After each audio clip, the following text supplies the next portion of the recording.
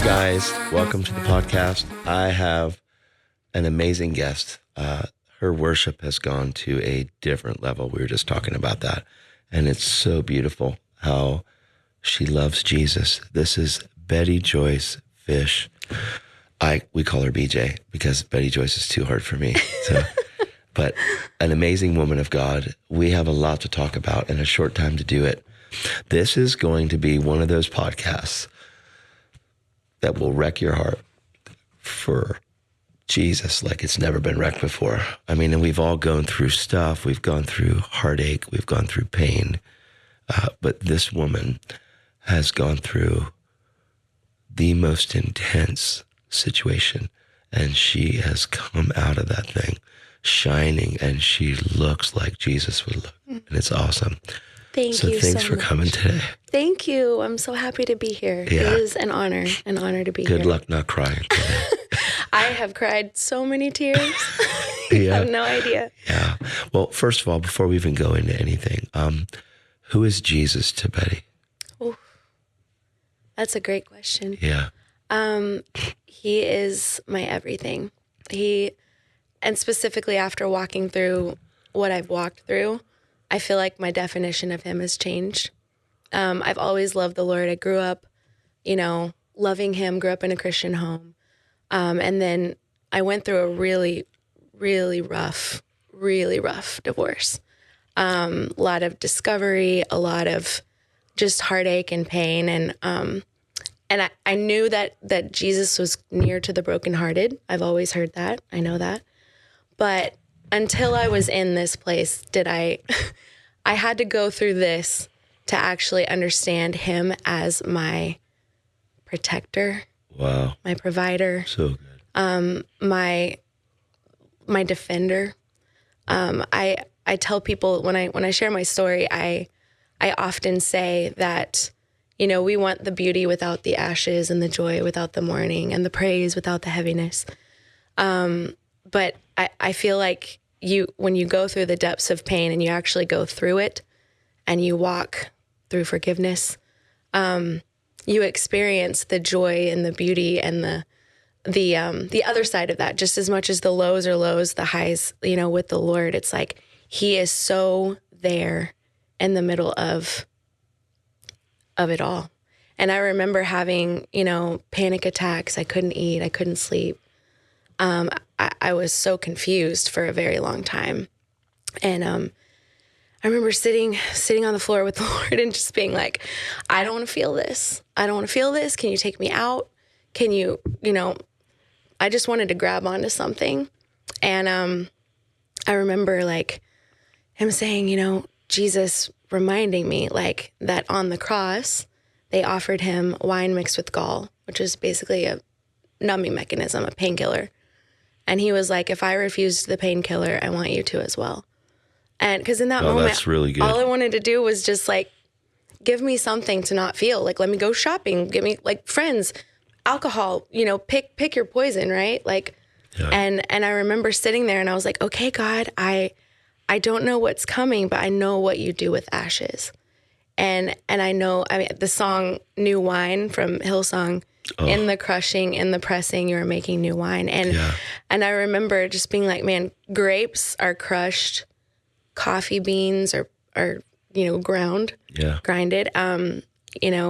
Oil is pressed, diamonds, go through fire. Like, and I was like, okay, I don't know what you're doing, but I know that you're with me in this.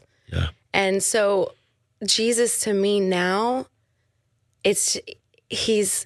I've had people be like, how do you even believe in God after this? How do you believe in him? And I'm like, I can't tell you how I could not.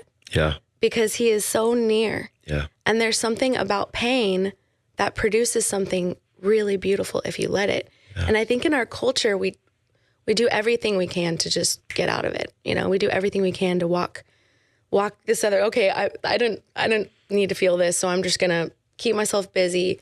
Yeah. I told people 2020 was a really tough year for a lot of people. I mean, the world was on fire. Yeah. But I was like, man, watch what happens, because the second that like everybody gets still and quiet, that's when your stuff comes up. Yeah. But that's when God can deal with it, you know? Yeah. So I know that's a long-winded answer to your No, question, it's a but great answer. There's like a million teachings inside of there. I'm just listening to what you're sharing. I'm like, oh my gosh, that's good. I'm probably going to take a bunch of them. He's my everything, though. I would not be alive without him. That's so good. I wouldn't. You know, we talk about, you know, we want the joy, you know, we want the joy of the Lord because the joy of the Lord is our strength. But when you look at joy, you know, Paul said, you know, he's writing it from a dungeon. You know, he says, rejoice always. And again, I say rejoice. He's in Philippians. And in the place that he was at, it was this. He's locked up for his faith. There's rats. It's a nasty place to be. Rejoice always. And again, I say rejoice. But the truth about that is that you really can't experience joy until you experience suffering. Yeah, 100%. And I think one of my life verses now, which I never thought this would be a verse that I love, is consider it pure joy when you face trials. Yeah, come on. Because trials. Come on. That's one of my favorite verses in the world. Yes. And I used to be like, how can you consider a trial joy? Why would that be? That's not fun. Nobody wants to go through a trial. But there is something so beautiful that comes out of it. Yeah. And it's that the testing of your faith produces perseverance. Like all of these things that now I'm like, when something hard comes my way, I'm like, okay, I know God will produce something beautiful in this. And even I have friends that when they're walking through heartache, I don't want anyone to feel it. I'm a very empathetic person. So I'm like, oh, I want to rip you out of this. But now I'm like, no. You need to stay there. No, I really know that on the other side of it, depending on how you handle it, right? Yeah. And I think forgiveness is one of the biggest keys. I don't think there's anything more powerful in the world than forgiveness. That's right. But it's hard. Oh. It's really hard to do. Yeah, it's a fight of faith. Oh, yeah. Fight. And forgiveness is not cheap. Like, it costs something. In my situation, I remember sitting with the Lord, trying to write out, you know, everything that I needed to get out to forgive. And it was a lot. It was a lengthy list. And I'm sitting there like, you know, okay, how many years of my life did I spend on this? And how, you know, maybe my brain's going everywhere. Maybe I can't have kids. I'm just going through this whole thing. Yeah. And as I'm doing it, I start thinking about that song, I'll never know how much it costs to see my sin on the cross. So good. And I'm like, there's no way that you can actually forgive without him. That's right. Without Jesus, there's no way. And I remember being like, man, he forgave me and all my stuff. That's right. You and your stuff, like KKK, Adolf Hitler, like pick your politician, pick whoever in the world. Like, and then I was like, man, if he can forgive the weight of the world, yeah, I can forgive. Yeah. I can let this go. And really forgiveness is so powerful because it releases you from that other person or that other thing or what was done to you. Whatever tried to devastate you. Yeah, and it really takes you, I've heard this, like you get, you know, more free when you let go, but it's true. It's good. It's true. So good. You know, when I hear that song, you know, we sing, I'll never know how much it costs. I can't sing it. I always sing, I need to know how much it costs. That's good. Because if I can't see the cost he paid for me, then I won't understand the value that he has for me. Yeah, that's good. And I have to understand that stuff in order to function in life. That's super so good. Powerful. So I guess one of my questions that I wanted to ask you is for you to kind of go through how long you were together, what you saw, what happened, your response. Because I know where you're at now. But people are going on this journey with Jesus and they're, you know, not like the trials are the only way to Christian growth. Mm-hmm. There's no way to grow except through trial. 100%. Trial produces perseverance, patience. Mm-hmm. Patience is really character, hope. We want that. Well, you can't get to hope except through trial. And it's crazy. Yeah. So when did you get married? How long were you together? Did you see anything coming? Did you get blindsided? Yeah. Kind of go through. And because I heard you say your story. The reality of it is it's a testimony. It is a story. But a testimony means, God, if you did it in them, you can do it in me. Yeah. So there's a lot of people out there that have gone through and are going through the same thing. Yeah. Worse or less, but it's still, covenant is covenant. Absolutely. So yeah, it's interesting. And my situation did get really public. And as hard as that was for me, that was a whole thing to walk through. But I think it was actually, in the end, I think it was helpful for me because I just kind of had to be like, well, really open with with my story. And I mean, and we were married. I got married in 2014. We were married for 6 years. We dated before that. And, you know, it was really tough for me because we were worship leaders together, you know, on staff at a church. These kind of things you don't think, you think you did everything right, you know? And I remember, you know, as things started coming out, I definitely did have some red flags earlier on that I kind of, I'm a really positive person and I can kind of like, oh, well, you know, that's okay. And I'm very trusting. And I think those are great qualities, but your biggest strength can also be your biggest weakness. Yeah. And there were things that I did not go to people with because I thought I was covering. And I think there's some things that I learned. I want to say, I guess I'll say I learned from probably religion, not the church, but I thought like I needed to cover and I really needed to open up a little bit more about some things and some red flags. But I would get, you know, I would say, hey, you know, this doesn't make sense. You know, you said you were here and then I find a receipt here or whatever. And it would just be met with this like, well, no, you're just being negative or you're just, you know, you're just accusing. And then I would feel crazy. I would feel like, okay, I'm so sorry. You're right. Like I'm sorry for doing that, you know, and I would kind of overly own. Yeah. And I think that overly owning can result in enabling. Yeah. And so now I see things a lot differently. And as things started unfolding, it started to make more sense. Like I was like, oh, okay, yeah. But I wouldn't have believed it. I mean, I wouldn't even believe my own self if I didn't have, you know, screenshots of everything. I really wouldn't believe my own self. I could talk myself out of like, none of this is real. This is just a complete, you know, a complete nightmare that I'm making up. Yeah. But I really feel like I've had a lot of women reach out to me just on Instagram and share some of their stories of, you know, infidelity and stuff like that. And I will say, I think that isolation, like being isolated, it just, and I didn't even know that I was isolated in some ways, but I wish I could go back and tell myself, you know, to really open up and let people in. And I think that's the only way that even through healing that you can really get to a good place is to be fully open and fully honest and when you have say good fully community. Open, what does that mean? I guess it means like not just saving little pieces of the story to protect. I mean, I found myself wanting to overly like protect, you know, him and didn't want anyone to think anything bad. And I didn't want him to hurt. And so I kind of would deny my reality of what was going on.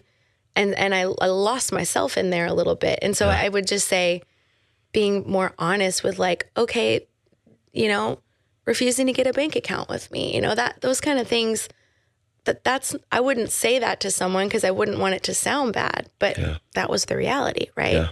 So there were these things along the way that I think in my wanting to be loving and wanting to be a good wife, it really did more damage than good, if that makes sense. Yeah. Yeah. Like enabling. Oh yeah, 100%.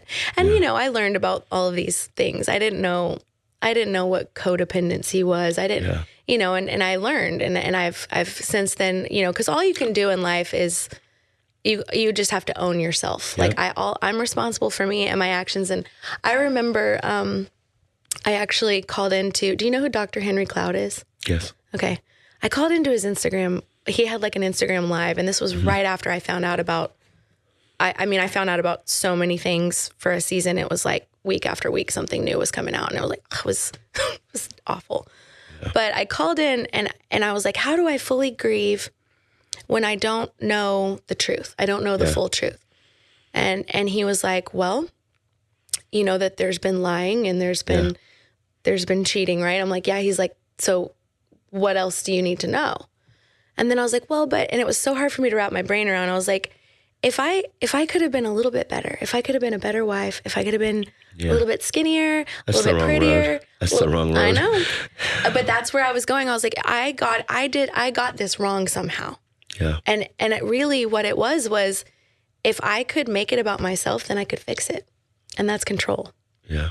And he said to me, do you think God is perfect? And I was like, so annoyed. I was like, yes, of course I do. Why are you asking me that? You know? He said, do you think God is up there going, man, if I could just be a little bit better of a father, a little bit better savior, a little bit better, shepherd, then these people would want me. And he was like, if God can't do that, how could you? That's really good. And I was like, all right. That's and really then good. I was like, I'm sorry. And he's like, why are you sorry? And I was like, well, my story is heavy. And I felt like, I don't even want to tell people, like, it's heavy. And he was like, no, you're 100% right. It is, but you could never bear that alone. And the ones who want to pick it up with you will, and the ones who don't, won't. Yeah. Right. And that really freed me. I was like, oh yeah, like this is what it is. And as I've heard other women share their stories, I'm like, man, I almost want to talk about it more, and I had a lot of shame. Like the word divorce growing up, like it's a bad word. Yeah. God hates divorce, and really God hates broken covenant. That's right. Like God established divorce for cases of abuse, abandonment, adultery. Like, so that really helped me because I thought, here I am with this scarlet letter. No one's ever going to want me, And we want you. We love you. Well, thank you. Oh my gosh. Thank you. No, We're but so that was, thankful for you. It was powerful to walk through the other side of it. But man, the middle of it, I just say, you got to have community. You got to be honest, and you got to have Jesus. You, and I will say, worshiping him in a place like this is so different. Yeah. It's different. And when I sing certain songs and phrases at times, they hit me differently. I don't know what you felt yesterday, but I know what I felt. I felt like just being on my face and crying like a baby. Yeah. Yeah. I said, just give me Jesus. Yeah. I'm sitting there going, oh my gosh. Yeah. It's not just the song, it's who's singing it right now. Yeah. Because that's all you have. 100%. And I have friends, what if he leaves me? I'm like, he might. He might leave you 6 months in. He might leave you 6 years in. He might leave you 16 years in. But you know who doesn't? That's right. Jesus. And it's the only way I think that you can walk through rejection without letting rejection take you out. That's right. Is knowing how fully accept. And I mean, these things. I grew up, God loves you, he accepts you. But when someone that you gave your everything to That's right. decides to choose over and over and over and over again, and I mean, I asked the Lord about this. I was like, what was this all about? We have all these prophetic words together. Like, how is this the story? And, he said, heaven had a resounding yes on your wedding day. Like, these are choices that were made over and over and over. And the truth is, we're not robots, right? Like, I could choose to get in my car today and slam into someone's house and injure them. Yeah. And is God going to lift my foot off the pedal? He could, but we're not robots. And most of the time he doesn't. Like, I could choose to, my actions I could choose to do something that hurts someone else. That's right. You said something earlier. You said, how could you even believe in God after this? And I've heard that so many times through the years. God doesn't make anybody do anything. He does not force us through being a robot. He doesn't. He doesn't bend people's free will. And people use their free will to do what's in their heart. Yeah. And love, choosing to love, like there has to be a choice there. It can't be, you have to love God. You choose to love because choosing is freedom. That's right. I choose to love God. I choose to do other things, right? Right. Yeah. And I think it's so powerful when you sit back and go, because I grew up, there was like this fear of like, you got to be a good Christian or else you go to hell, and there was this like, and when you're operating out of fear of this XYZ, this consequence, then it doesn't last. That's right. You have to be operating out of a place of, I love him and I don't want to break his heart. That's right. And when I do these things, it breaks his heart, And so it's one of the most freeing things, even with your own relationships. It's like, you get the choice. You get to choose if you want to show up or not. So I can't get you to do that. You know what I mean? So good. I think one of the things that, because I personally know both of you, and you're friends and have helped us and both of you. And so I think one of the things that hit me the hardest, aside from you being broken, which has turned out amazing, is that he didn't just try to destroy this covenant, but he also went and found another covenant to destroy. Yeah. And another worship leader had his wife. Yeah. And that is, to me, I'm like, oh my gosh. And it's not just that. These are leaders. Yeah. These are people that are leaders in the body of Christ. And you have people that are like, I don't want to be a part of church. Mm-hmm. That's God. No, that's not God. That's people that make the wrong choices and do the wrong things because they have not cultivated the intimacy with who Jesus is in their heart. Yeah. Because if you have a cultivated life of intimacy, like no one, I say this all the time because someone says, oh, they fell. No, they didn't fall. There's no way to fall into a woman. Yeah. There is the gradual descent of a conscience that hasn't remained clean. Yeah. And so be very careful about blaming God for this kind of stuff because God did not cause. It is the thief that comes to steal, 100%. Kill, and destroy. 100%. And I know that you're not. I'm speaking to listeners. There's a lot of people out there that are broken, that are going to be healed through this. I heard that today, like thousands of marriages, even ones that are on the brink of ending, will be brought back together because of what you're bringing. And you might not be able to go back and fix yours, but you sure can make a mark that the enemy won't be able to get away with that. Yeah, I say this often. When everything was going on, I literally saw this picture of I didn't know what was happening. I was very confused for a very long time until things came out. But I heard the word Leviathan, and I didn't know what that meant. I thought it was like Levite, which is not what it is. Yeah. And I don't even know if there's any, I don't know if there's any theological anything around that. But it was a twisting and it was manipulation. And I was even like, okay, don't get it confused. And I think that's what you're saying is you can't blame God and don't confuse God with people's brokenness and people's actions and people's, manipulation, control, confusion. There's so much that people start going, well, God, and they blame God. And I'm like, God had nothing to do with this. That's God right.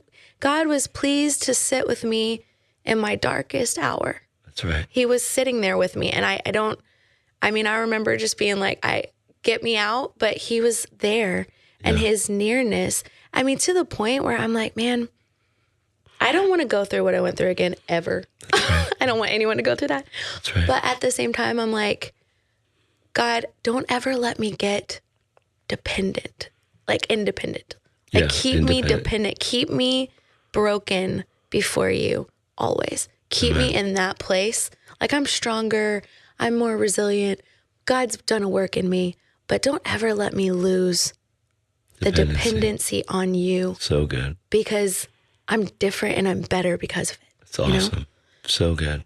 Shadrach, Meshach, and Abednego were faced with the fire. And they were told, if they don't bow, that they're going in. And they said, what is your fire to us? If we die, we die, but our God's able to save. Yeah. So it's amazing because it's a story about these guys that get thrown in the furnace, and we see, there's a fourth man in the fire. Jesus is in there with them, and they get radically delivered, and it's one of the greatest conversions because the king is like, he's done. But God didn't turn down the fire. No, he kept the fire burning, and they still went through it and came out of it. Yeah. God's with us in the fire. Can you just pray real quick for our people? Yeah, Jesus, just thank you so much for who you are and how you sit with us in these places of pain. Thank you that in the darkest darkness, you are the brightest light. Yes. And I just ask for anyone listening, if there's anyone sitting in confusion and rejection and abandonment, I just ask that you would just come in as you do, that you would comfort, that you would sit as the protector, as the defender, as the provider that you are. I just thank you for who you are, Jesus. And I just pray that anyone that's walking through pain, through fire, I just say, take heart and consider it joy. He promised that we would have trials. And I just ask that you would almost just bring clarity to hearts and minds across the room, wherever people are sitting, that you would bring clarity to them, and that you would just show up and show off like you do, Jesus. And thank you for who you are, and that we have nothing without you. Yes. Father, we thank you. We love you. Honor and glory to you, Jesus. Thank you that we can go through the midst of anything and come out shining, because we are called to shine. In Jesus' name, bless you guys.